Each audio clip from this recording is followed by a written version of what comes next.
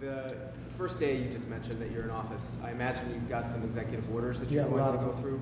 Can you tell us what We'll have a lot. Well, what are your priorities? I'll bet you could tell. You could say as well as I could. We will have many executive orders and other things that we'll be signing on the first day. Can you also, just going back to my initial question about the Middle East, you said that your conversation with Prime Minister Netanyahu was kind of a review. Did you repeat We that just had threat? a very good conversation. And, you know, the real conversations will start on the 20th.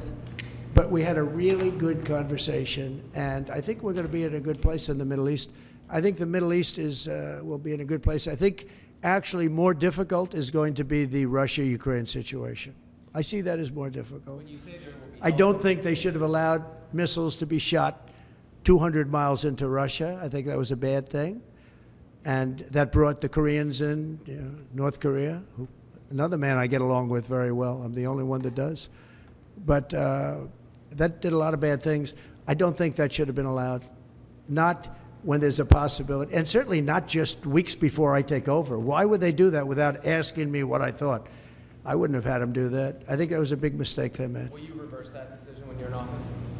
To let those I might, yeah. missiles be I thought it was a very stupid thing to do. And when you So say do you have any that- reaction just to one Duke last one on Cross? this. When you say that there will be hell to pay if the hostages are not released before January 20th, what does that mean? Well, they're going to have to determine what that means. But it means it won't be pleasant.